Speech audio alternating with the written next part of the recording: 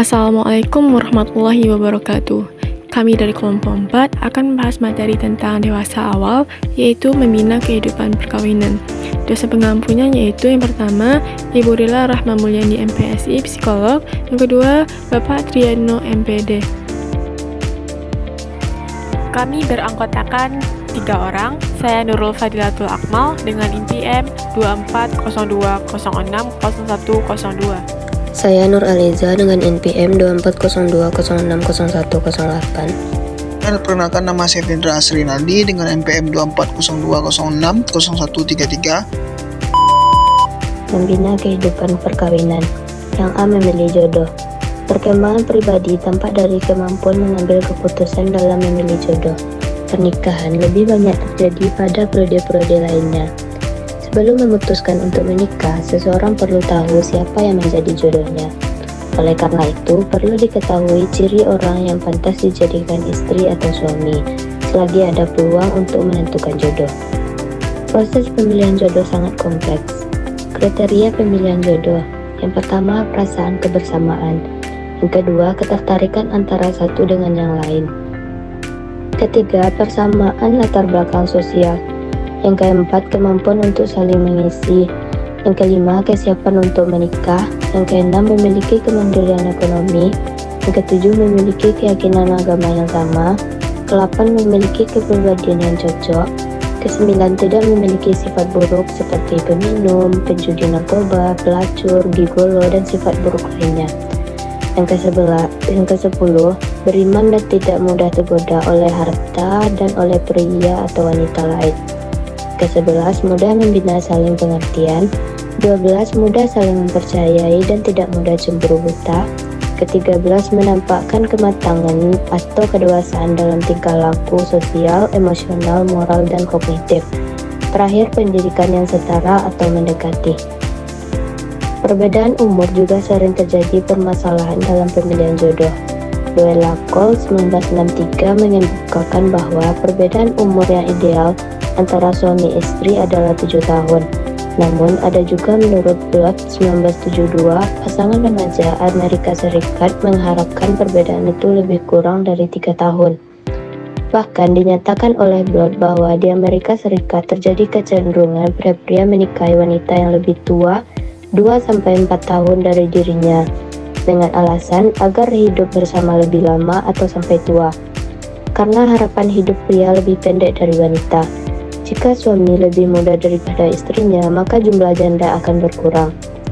Indonesia lebih besar kecenderungan pria untuk memilih wanita yang lebih muda, karena pria merupakan pemimpin dan bertanggung jawab terhadap kesejahteraan keluarganya. Oleh karena itu, ia harus lebih berwibawa, dihormati, dan dituakan oleh istrinya. B. Membina keluarga yang harmonis. Untuk menciptakan keluarga sebagai lingkungan yang kondusif bagi perkembangan mental yang sehat, suasana sosio-psikologis keluarga yang bahagia, khususnya perkembangan karakteristik pribadi anak yang soleh, agama Islam telah memberikan petunjuk atau rambu-rambu. Yang pertama, bangunlah keluarga itu dengan melalui pernikahan yang sah berdasarkan syariat atau ketentuan agama. Yang kedua, pernikahan itu hendaknya didasarkan kepada niat beribadah kepada Allah, karena menikah adalah sunnah Rasulullah SAW. Yang ketiga, perbanyak doa. Yang keempat, pada saat istri mengandung, hendaknya melakukan beberapa ibadah seperti membaca Al-Quran, melaksanakan sholat tahajud, memperbanyak sedekah atau infak, dan memperbanyak zikir kepada Allah. D. Merawat dan mendidik anak.